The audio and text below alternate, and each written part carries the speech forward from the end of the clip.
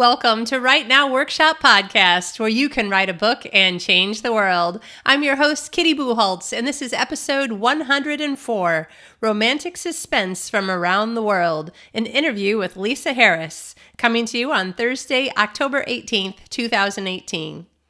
Today, you're getting a lucky break. There is no long intro from me because I am getting over a cold and I really can't talk very much. So let me get you right into the interesting interview with Lisa. I think you're really going to enjoy it, despite the fact that she was talking to me in Sweden from the United States, where she was at the moment of the interview. She actually lives in Africa. So we had some fun times talking about some pictures on her website, which you must go see. They're very cool, as well as all the different kinds of books that she writes, and particularly her new book, A Secret to Die For, which just came out a few weeks ago and is the romantic suspense book that we're focusing on mostly, in addition to, you know how I interview people. We talk about everything. So I really hope you enjoy the show. We'll talk to you later. Today's guest is Lisa Harris. Lisa is a best-selling author, a Christie Award winner, and the winner of the Best Inspirational Suspense Novel from Romantic Times for her novels Blood Covenant and Vendetta. The author of more than 30 books, including Vendetta, Missing, Pursued, Vanishing Point, and the Southern Crime series, Lisa and her family have spent almost 15 years living as missionaries in Southern Africa. Welcome, Lisa. Thank you so much for having me. It's good to have you here. And I have to say, I was particularly excited that we scheduled the interview in such a way where I was like, oh, I have to hurry up and at least read part of her book because, your publicist put us together just a few days after I wrote to her saying I have some availability. So I was like, there's no way I'll be able to read the whole thing. But hey, what if I took my Kindle to the gym? Maybe I'll work out longer. And I did. So thank you. You're so welcome. So this new book is called A Secret to Die For, right? Right. All right. And it's, well, you know what? Let me let you describe it. It came out in September. So it's just going to be about from the time that listeners are listening to this. It was just last month. Right. Yeah. Okay. So it just came out. The heroine is a psychologist, which I found very interesting as far as her career. And what kind of got me started with the idea of the book is a psychologist would have a lot of secrets. You know, they would hear things from people. And what if one of those secrets was something that would actually get somebody killed? And then she's swept up into that scenario. So that was kind of the beginning inklings of a story. And then it kind of course, always grows from there. Right. And then your hero, tell us about him. Now, this is not part of a series. Is that right? It's a standalone. So this is the first time I've done that for Revell, which is it's a whole different thing from doing a series, but I enjoyed it. And I really wanted I wanted those characters to be really strong. So obviously they could just stand on, one book. And he has his own kind of trauma. He's just gone through, there was a bomb explosion where he lost his partner. He's a police detective. And the book starts actually in his first day back on the job. And so what I wanted to explore along with the storyline was both of their, the kind of the pain and the trauma that they had to go through and how they grow throughout the story and come together. And it kind of is what drew them together is their backstory and kind of a lot of their pain. Wow. All right. Well, it certainly, had me wondering, wait a minute, can I flip back a couple pages on my Kindle without falling off the treadmill? Because I think I just realized the connection between two things. So it's a fun read. It starts out very fast, which I really like in a book. Yeah. Well, I really try to keep the readers never stop turning the pages. I mean, that's my goal. So I'm glad that worked. Yeah, it's working. And so you started out, let's see, it's Grace, right? Yes, Grace Callahan. Grace, okay. So you started out with the idea of Grace's character, and then how did you come up with the idea of pairing her with another police officer who has PTSD? Well, part of that is because our family and I actually were involved in a home invasion a couple years ago. Oh. And it's kind of therapeutic for me to explore things in characters that we went through. And so PTSD was just something that I wanted to explore more. And so for Nate, this is the kind of a recent thing. I think it's been 3 months since he's been on the job. And it actually was kind of a personal thing that I wanted to explore. And then with her being a counselor, a psychologist, I thought that was interesting. You know, they could kind of play off each other. She could kind of help him. I just thought it was an interesting combination of two people who have gone through a lot and can maybe find healing together, because you got to have a happy ending. That's right. That's right. I'm a happy ending sucker. Yeah, exactly. I don't even care if it's, a John Grisham book. I don't care what the genre. It just needs to end well. I agree totally. Yeah. Now, you're actually living in Africa right now. Not today as I interview you, but in general, Right. You're living in Africa right now, right? Right. We live there full time, and it's almost been 15 years since we went over there with our kids. So Wow. a long time. Yeah. Yeah.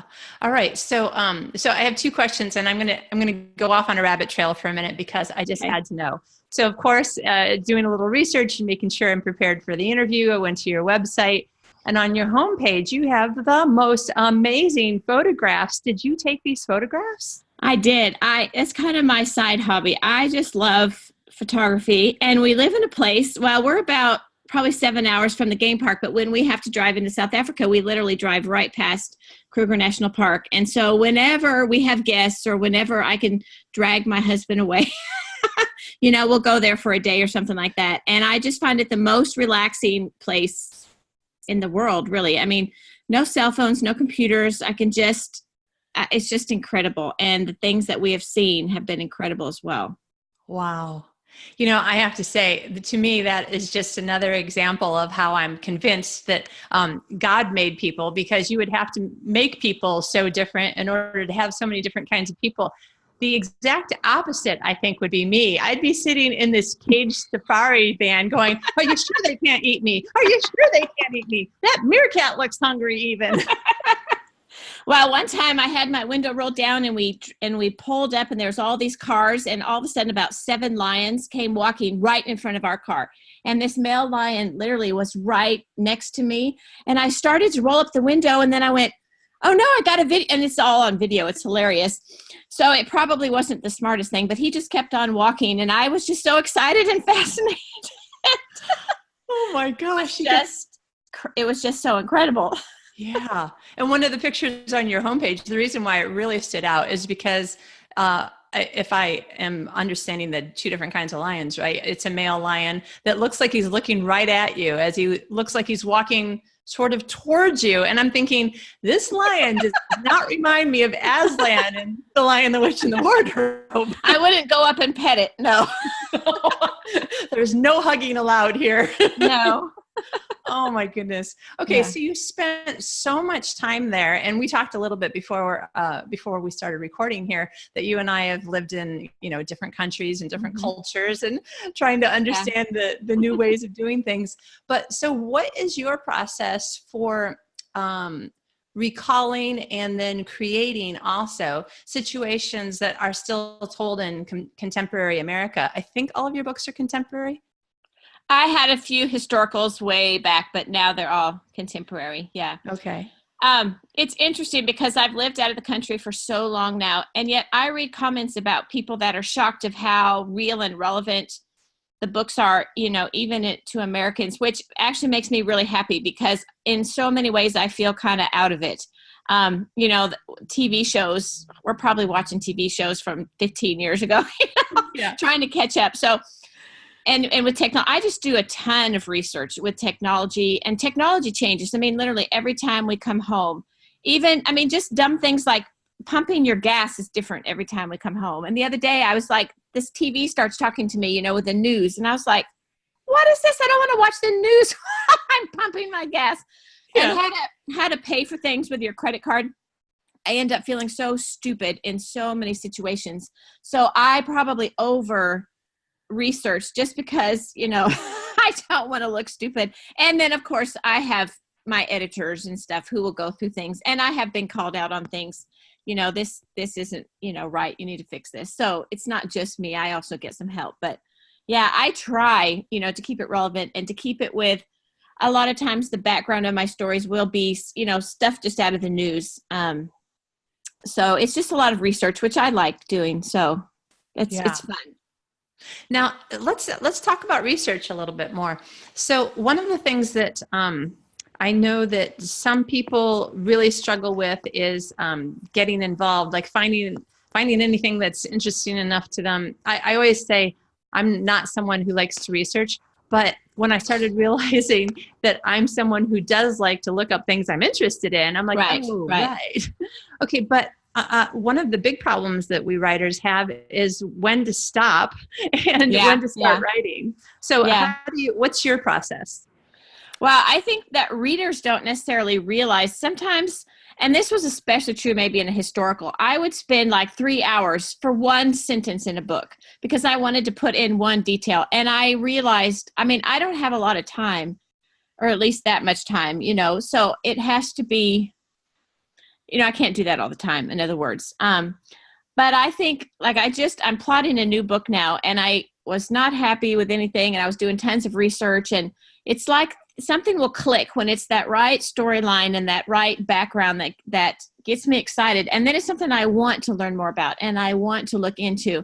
And so once that, it just kind of all clicked in my mind and I got excited and I thought, okay, this is the direction I'm going to go. And then, I just look at articles and I just do my, just research whatever that I can add to that, keep a file of those. And if I feel excited about it, then it's not drudgery to research it. Yeah. Which is why I'm finally beginning to realize that, all those things that I like to do, that is research. It's the things that I don't like to do that I think of being, the high school research paper. Oh, yeah. You don't want to do that. No. Okay, so tell us, if you don't mind, I was just like, let's just talk about writing stuff. So tell us a little bit about how you organize, because between reading your website, seeing the sorts of things that you do in everyday life, and also recognizing how some of those things are influencing the choices that you make in plots and stories and stuff in your writing, there are some really big issues that you're either tackling with your, you have a charity or a foundation, or what is it? Yeah, we have the Echo Project is kind of the nonprofit that we do to help just physical needs. There's just so many physical needs that we run into. Yeah. And then it was either one of your books, or I think that human trafficking was something that I read something about on one of your website pages, and several things. And then we've talked about your hero in this book with the PTSD. So do you have a way of organizing? Like, are you using a Scrivener file? Are you saving websites in just a folder on your browser? How do you do it? Yeah. Obviously, every topic requires a lot of research. And the other thing I have to realize, sometimes the editor will come back to you and you need to, maybe prove something or explain to them, better. And so I did try Scrivener and I think it's fantastic. The problem is I was so used to doing it my own way that I realized I was into the next book and I was like, I forgot to use it. So I think that's an incredible tool, but I just have my way of doing things and I just stick to it. So I just do everything pretty much on Word. I have files for it. First, I'll start off with every chapter. So every chapter will have its own file. And then once it's finished, then I'll put it into the manuscript.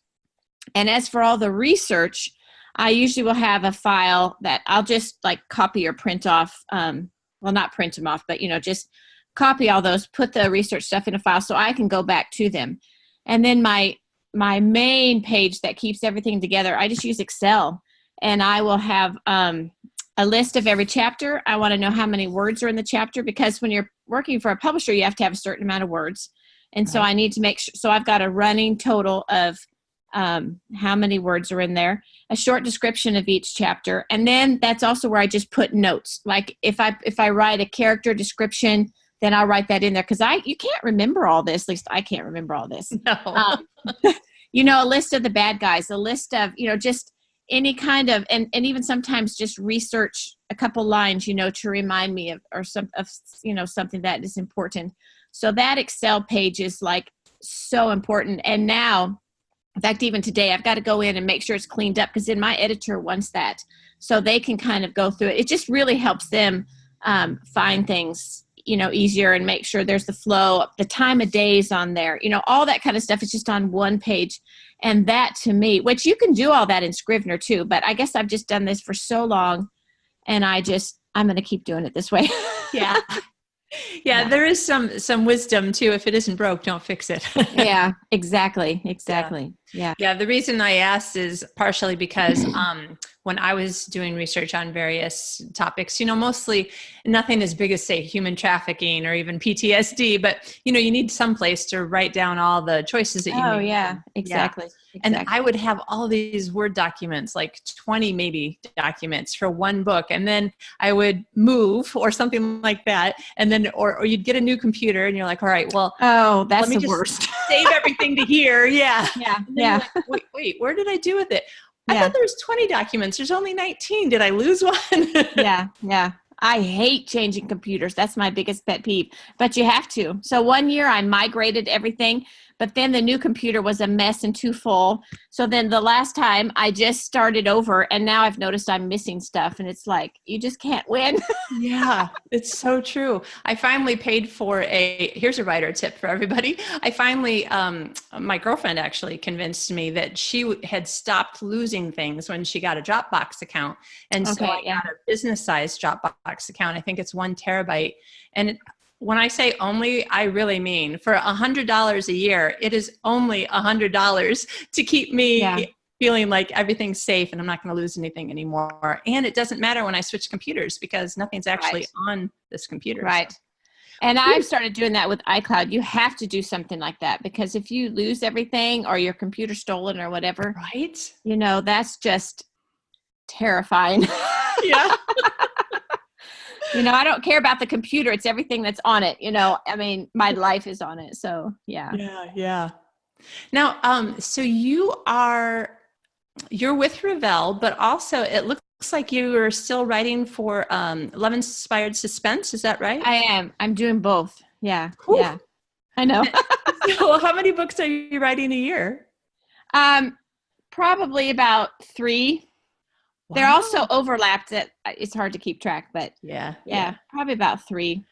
Wow. Yeah. Okay. And do you have any particular tips as far as time management? I mean, you have a whole nother life that you're also involved in. It's not like you're just in your cave all the time.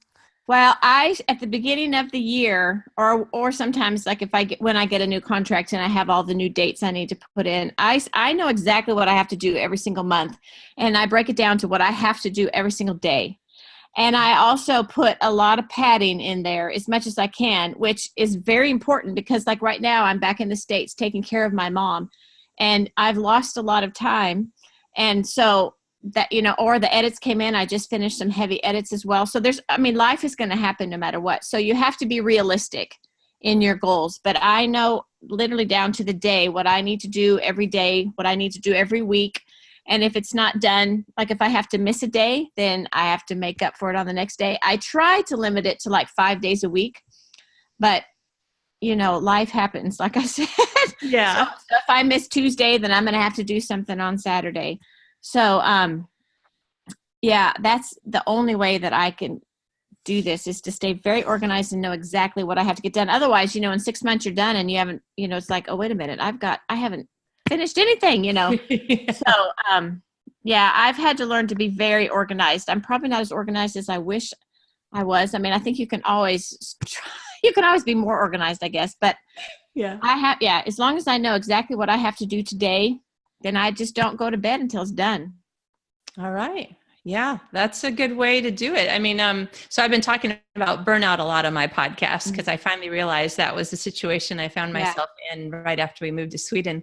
Not because we moved, but because of the prior 7 years. Yeah.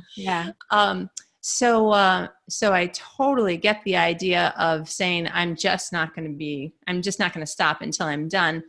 But I would say probably if you were in a situation where you were trying to get over some sort of health thing, even a cold or the flu, you would probably change that. Well, that's why you have to have padding in there. So I know that, because you get sick and things happen. So on those days, I definitely am not going to kill myself over it, push myself too hard, Yeah.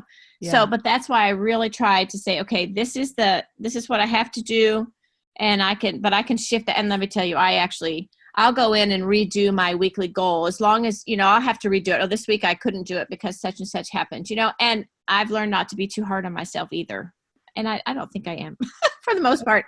But good. I have deadlines, things have to get done. But if you've got some kind of padding worked in there, and I think the main thing is to be realistic. I know people, they talk about writing like 5,000 words a day or something. Okay. I just couldn't do that, Yeah.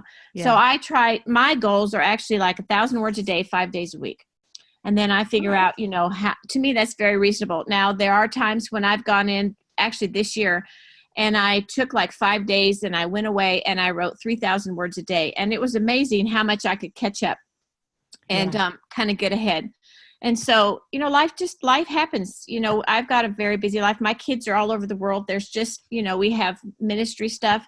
So I just think you have to be realistic with what you can actually do and make commitments with only what, you can get done, and try to take that pressure, because we put so much pressure on ourselves. Yeah. And then that, leads to burnout and the frustration and the guilt and all of that. Yeah. Oh, so true. Boy, I hear you 110%. Yeah. I wish I didn't know what you were talking about. I know. Well, listen, so I didn't warn you about this. Feel free to deflect if you want, but I'm just thinking, it's October. You just have a new book that you've been probably doing some promotion and stuff like that on. You're getting ready for a new year. You know what kinds of contracts you're going to be having in the next probably 6 to 18 months, something like that. Yeah. So maybe just in case somebody out there is like, oh, give me some specifics. And I noticed, and I'll just mention this so that you can add it into your answer. On your website, you have a writing tips section, and there's an area where you show a screenshot of your Excel spreadsheet. So let's say that you're starting the beginning of a new book. There's going to be some people who start a new book for November 1st for National Novel Writing Month. Right. Where would you start? Would you start with an empty Excel spreadsheet and then write in your chapter numbers, or how do you begin? I keep the same kind of headings. So the first heading would be like chapter, the number of the chapters. And I figure out kind of ahead of time how many words I need per chapter. That's how detailed I get it for me, because both of my publishers have different word counts. So obviously Revell would be longer. So anyway, I write how many chapters. And then usually I'll put an X once they're finished. Start my another thing I do is I like to pull out pictures from the web, and I'll make, you can go to Canva and make I just put their pictures up there and their names under them, and just make this kind of pretty little postcard type thing that I can look at. Cause you forget what they look like. And I always need that in my head to kind of know what they look like. And then when I have to do a description, all I have to do really is go back to the picture. So I do that for every book. I like to have a title. Now the title might change, but a title kind of focuses me in on the story. And now A Secret to Die For was actually my original title. So that was kind of fun. And I got to keep that. A lot of times it changes, but it's kind of fun. I like to know the title. I like to know the character names. And I don't know, there's just something that'll click and go, okay, that's the right name. Spend a lot of time on the baby name site looking for, and especially after so many books, I'm trying not to reuse names. I actually have a file with all the main character names, because I definitely don't want to repeat the main characters. Now, some of the other characters, it doesn't matter. Yeah. So all those things would be there on that Excel paper. I like to know the time of year. That's something you need to know up front. What's the weather like? When is the sunrise and the sunset? Those are little things, but really things that you should know. You can't talk about the sun setting and it's 6 o'clock or, right. in the middle of summer, Right. So, the weather, even on when I do the Canva postcard of the characters, I'll put in a picture of the city or, the mountains or wherever the setting might be. Yeah. Just to kind of ground myself in the setting and the characters. I'm not one that goes through and interviews my characters before the story. I like to actually learn about them as I'm writing. So I don't, unless there's often times where a character will sit in my head for a long time. In my Southern Crimes, Avery North was a character that was in my head for a long time. And so when I started writing, I felt like I really knew her. Nikki Boyd was kind of like that as well. I just kind of knew a lot of the backstory before I started writing. And so, but it just depends. Like right now I'm getting ready to write a story and I'm just trying to figure them out. So I'm not quite as prepared as I probably should be, but I like to learn about them kind of as I go, especially the spiritual thread. That's something that I pretty much never know ahead of time. But I like that because I want it to be something that just naturally comes out of it. I don't want something, well, this is what it's going to be, and then it's forced, and then I don't like it. Yeah. So there's some things that I think are important to know ahead of time, and other things for me, I like to kind of learn as I go. And I usually know the beginning and the ending at least. Oh, all right. At least you know where you're going. At least, yeah. And then I will, for Love Inspired, they want a chapter by chapter outline. So I have learned to, and then actually that helps me write a lot faster too. So I turn that into them. They approve it. When I've got that outline in there, there's a lot of times I don't even know who the bad guy is, but I like that too. Cause I figure if I don't know, then hopefully that'll be a surprise for the readers too. Yeah. And the more I outline before, the better it is. But sometimes it depends on how much time I have, how organized I am. I usually use like index cards on a bulletin board, to kind of keep track of things. So that's kind of in addition to the Excel, which you can do on Scrivener as well. Right. And really, however your brain organizes, that's what you should do. Yeah. And I think that's the bottom line. You have to find out what works best for you. I think it's great to glean from other people's ideas and then just make those, because if it doesn't work for you, you're going to be frustrated. Right. Yeah. And you don't want that either. Yeah. I love the whole idea of not knowing who the bad guy is. And I think I spent maybe too much time talking about Murder with Patricia Bradley. I don't know. She and I were having a really good time. But tell us, because I've had some really non-answers in the past, not on the podcast, but just one person even teaching a class on writing murder mysteries. And she's like, I don't know, I just figure it out. I'm like, not really a helpful answer for somebody who's teaching a class on writing a mystery. Yeah. But so, do you have any idea how to explain your process? Like how you write through and bad things are happening and some of the characters and then eventually you realize it's one of the characters that you know? Or do you sometimes get to the end and go, oh, okay, now I got it. And in my second draft, then do you have to go back? Yeah, because you may have to go back and change things. I just changed some things. I had to do a rewrite on a story that I just finished that'll come out next year. And because I wanted to tighten it, the bad guy I brought in at an earlier point and made him, it was actually somebody who was already in the story, but I just changed it and made it his character, which I think made it a lot tighter instead of just this random person that kind of shows up at the end. And so I liked that a lot. But often like somebody will get killed or something that I didn't anticipate. My husband thinks that's insane. It's like, how could you not have known that? And I mean, because I am somebody who really likes to plot out what's happening, but that doesn't mean there's not surprises. Yeah. And so, sometimes who the bad guy is, I might have different ideas, but I think as you're writing, if you can come up, you want to come up with a twist because you want your readers to be surprised too. Yeah. And so for me, it kind of happens in the writing process as I'm following kind of a loose plot, but then something will just click and I'll go, oh, that's it. So it's something that you can't plan, I guess, necessarily. It's not necessarily on my Excel sheet right from the beginning in most books. I mean, it depends. But I think when I surprise myself, I think I surprise the reader. And it's just those twists that come up while you're actually writing the book. Those are the ones that to me are the best. Yeah. And often, here's my other tip.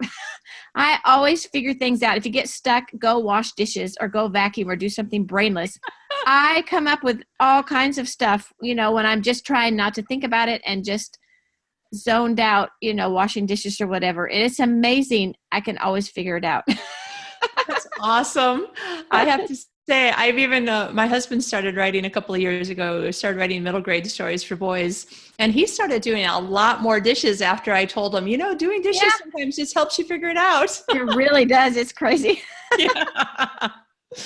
Oh man. Well, I have to say, I just think it's really, really fun. The idea that you can just like suddenly go, oh my gosh, that's it. Because when those things happen any place else in the story, whatever the genre is, it's like, this is the best reason to be a writer when you have, I know. that I moment. just love, it could be just, there's certain sentences that do that to me. It's like, I think it's, that's like the greatest sentence ever written, which doesn't happen very often, but every once in a while it does, or those twists. And it's like, oh, that's so wonderful. So you just hope your readers think the same thing.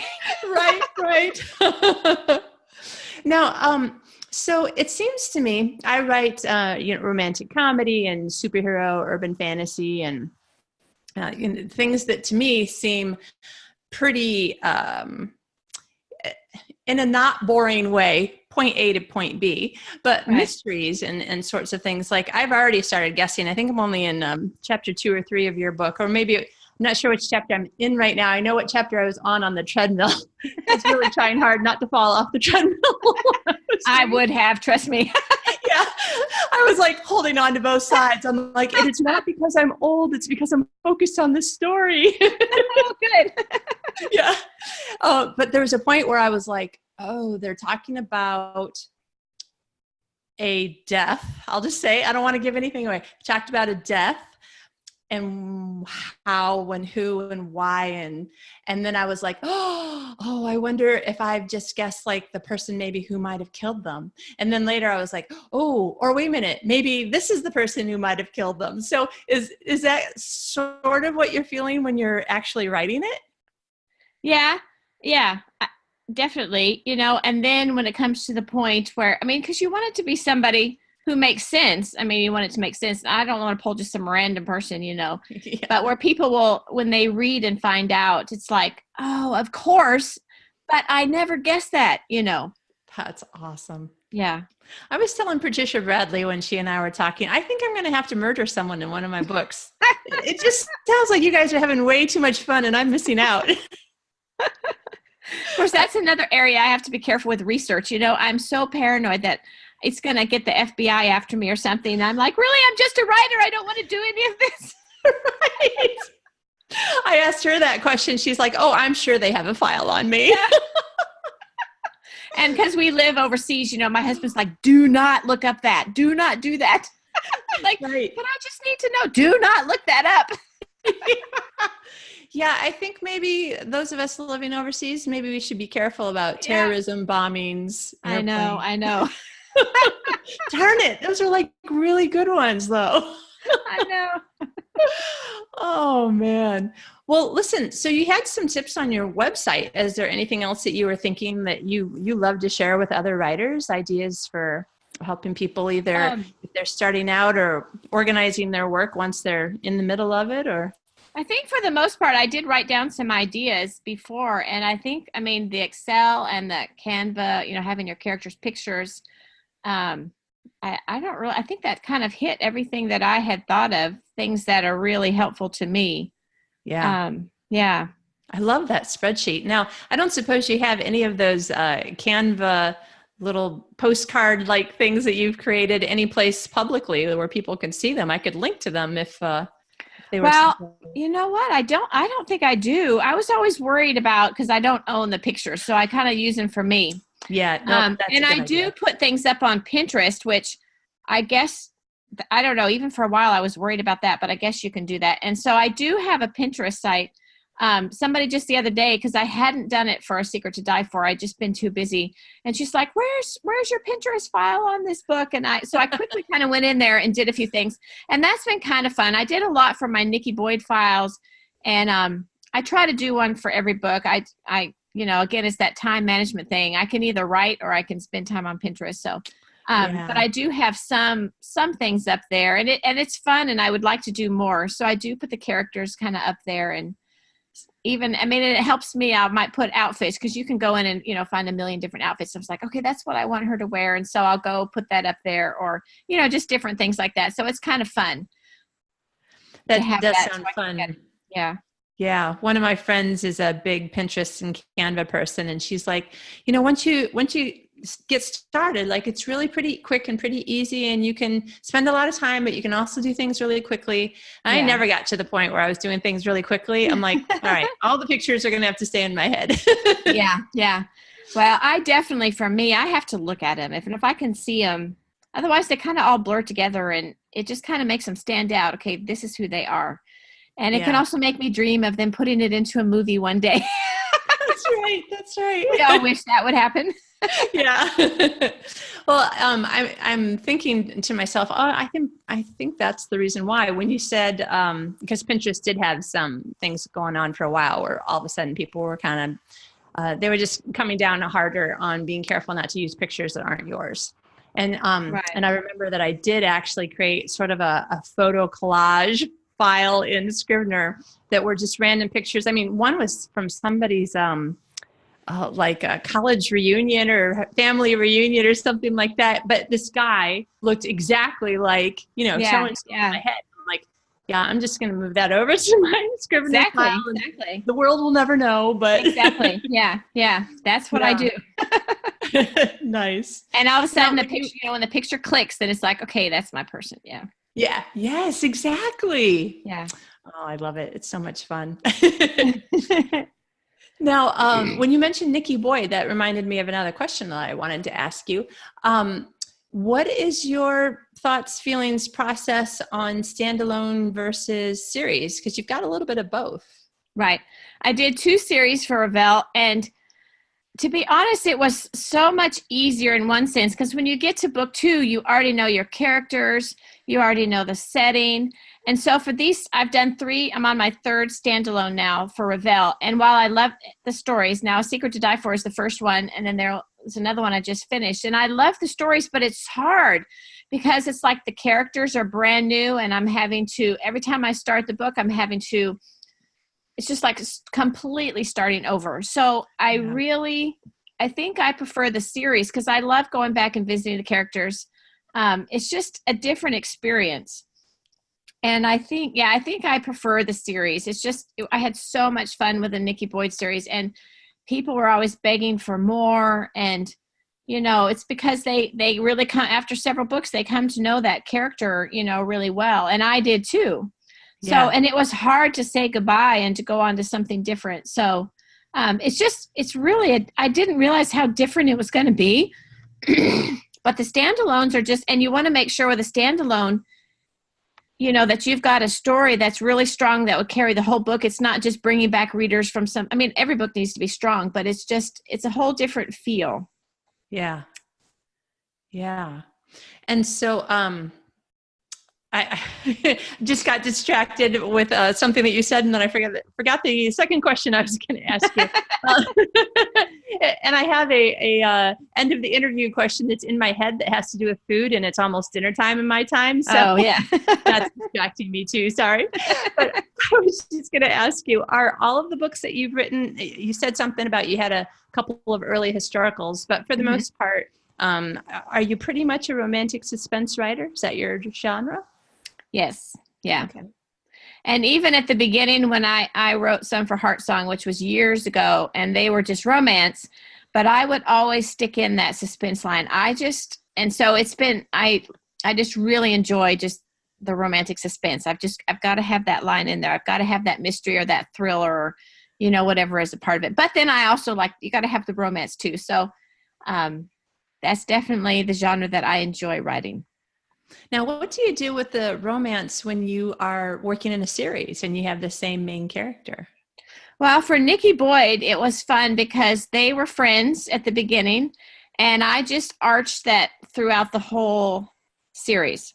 And so by the time you get to the end of the series, it takes that long though. And so instead of it being finished in a book, but at the end of every book, it was complete to a sense that they'd kind of gone to the next step in their relationship, I think in the beginning of the first book, they just kind of realized and discovered that they had feelings for each other. So I don't like leaving people totally hanging at the end of a book. I want it to kind of finish up. But then it was enough that hopefully, people would want to go on and read the next. So I just made that an overall arc for the entire series instead of just the book. Okay, good. I've heard that before. And Yeah. then if your readers got enough, push behind the publisher and there was another Nikki Boyd book, you would just have to be creative and think of how the romantic plot would work. That would change. They did have me write a fourth book, which is kind of a standalone in a sense, and it had different main characters, but you did get to have a lot of your answers, your questions answered about Nikki Boyd. And so that was actually, I really enjoyed that. It was an interesting kind of twist. But so you were able to find out more, and yet it was kind of after they got together. So yeah, it was fun. Wow, very fun. Now, so you're going back to Africa again, going back to Mozambique soon, which is home for you right now. Yeah, that's home. Yeah. So do you think that you'll write anything that's either set over there, or have you had any characters who go to America from Mozambique, or have you had any kind of crossover in your real life? No, I do have two books that were set in Africa. A series I wrote several years ago that I just love, Blood Covenant and Blood Ransom. And then I wrote a couple of the Love Inspireds in Africa as well. Nothing actually in Mozambique, and I don't know. We'll see. But and then right now, though, everything I'm doing is set here in the States. Okay. And then a friend of mine also co-authored a book set in Tanzania, which was another amazing experience, writing a book with somebody else, which is something I hadn't really done before. So so I have had the chance to write several books in Africa, and those are really special to me. Wow. Yeah. Wow. That does sound really cool. I have to say that my editor, I self-published, and my editor, after I moved, I think, back from Australia the second time, she was like, hey, did you know so-and-so's looking for, Australian rural romances? You could totally write something.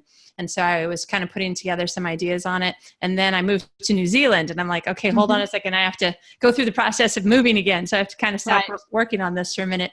And then I had this like crazy, funny, I can't explain it, like the weirdest, most fabulous Bible study women's group ever. And for some reason, they made me start thinking of a murder mystery, like a cozy mystery. Right. Like two of them were like, oh, I want to be the villain. I'm like, no, the Bible study group has to be the solvers. They can't be the murderers. And so then when I started kind of writing out notes on that, when I moved to Sweden, my editor was like, no more books set in other countries that you've moved to until you finish writing the ones that you've already talked about. See, and it's a murder mystery, so I think you need to do it. I think I should, because there's a dead body and I really kind of want to look into it. See, it's kind of fun. So I have cried. I have cried when people have died that I didn't want to die, but they just, anyway, I have cried over it before. Oh, man. I think because, in a cozy mystery, they're usually it's not so personal, but I've had these shocking, twists when people that I really like, I do kind of do that sometimes, and it's very sad, and it's not because I want to, it just somehow has to happen, but it's kind of traumatic. And that's when my husband looks at me and like, what are you doing? Why are you crying over this character? Just, you don't have to kill him, but he has to die, but I don't want him to. That's awesome. I was working on this. I just, I was stuck in LA traffic, which means that I had a lot of time on my hands and nothing that I had to focus on because the traffic wasn't moving. So I came up with this kind of chicklit, cozy mystery ghost trilogy. Just came up into my head. And so the first chapter is she has to die so she can become a ghost. Okay. So I'm writing the scene where she dies and just tears are pouring down my face. I have to stop and wipe my eyes because I can't type because I can't see. And I'm like, this is fine though. It's all good. You don't have to cry. Like, she's supposed to be a ghost. I'm like, oh, this is so sad when she says goodbye to her mom. Yep. Only writers will understand that, I guess. That's right. It makes you wonder, back in the day when, like we hear about now, some of the really scary things that happened in mental institutions, 50, 100, 200 years ago. Yeah. Like, how many of those people were just writers with their crazy voices? all those voices. I know, even when you talk about it, it does sound a little, I'm sure people are like, what? Of all those voices. Well, and I used to think that everybody had these stories running through their head. And one day my mother-in-law, she was like, where do you come up with all these stories? And I was like, what do you mean? Don't you have stories running through your head? And she was like, no, I might have a grocery list. That's all. And I honestly thought that everybody had, because I've always had stories and people running through my head. So I think you're right. I might have been one of those people that they put away. Well, at least you and I could have been roomies. Yeah. Oh, man. Okay, this is way fun. Now, so the flip side of murder might be baking. And one of the things I saw on your website was that you had put a recipe in the back of one of your books, and then you had to start talking about it on your website because you missed an ingredient, which I thought was actually a really funny story. Like the most humiliating thing that has ever happened to me. It does sound like in the moment, yeah, it would be just horrifying, but it's a great story now. Oh, I got this email from this grandmother who was baking the cake with her grandson. Oh my goodness, it was awful. I couldn't believe it. And I had people get mad at me over this. So obviously people made it. Yes. Somebody made it to take to a potluck or something. Oh no. It was horrible. Because the missing ingredient was? It was sugar. Okay, now you got me laughing so hard I'm crying. No, it was I can't laugh about it now, but it was horrible. And I felt so guilty. And I was like, there are all these, I really am crying. I'm sorry. Oh, anyway. No, it is kind of funny now, but I just was horrified that people would have to throw away a cake because I didn't put sugar in it. Right. And it was really a good cake too. Well, it sounds like the corrected recipe, not only, not only, of course, have you put the missing ingredient on, it's kind of like a murder mystery. Like, what part's missing? Can you tell? That's what I should have told them. You're supposed to figure it out. Yeah. It's a mystery. You should notice there's no sugar in there. Yeah. It's not even a red herring. It's so obvious. But then one of your other readers wrote back and said they adjusted the recipe slightly, and you said that particular version of the recipe is also really good. Is that right? Yeah, I think so. Yeah, I haven't looked at that for a while, probably because I'm ignoring that page. Right. Well, so my question, in addition to, I'm sorry to make you laugh so much that you cry. No. But so part of my question is, I know that Hallmark Publishing, they're putting out their first original books right now. Their first one's already out, and their second one, I think, is going to be out about the time that this episode airs. And they have a recipe for each book. The books that they've already put out are novelizations of some of their Hallmark Channel movies. And everyone has a recipe. And I'm like, okay, that's really cool, but I only do one thing, and I can't make it Mrs. Brown's brownies and Charlie Door's brownies and somebody else's brownies and have it be the same recipe. So right. This like a one-time thing that you did, or do you do it often? No, I'll never do it again. I'm sorry to have brought it up. I will never do it again because I'm terrified. Because I worked so hard on that stupid recipe to make it kind of my own because it was talked about in this series. And so I thought, this will be so fun. I thought it was such a good idea. But I will never put a recipe out there because I am so terrified. We did actually, I guess, I was part of this international group and we put up recipes but the whole time I was like, I am so worried that I'm going to do something stupid and miss a main ingredient. So I don't think I can do that again. It's too bad you can't just be like, I'm sure the proofreader accidentally. It wasn't me. Yeah. I'm sure it wasn't me. I'm sure it was a glitch.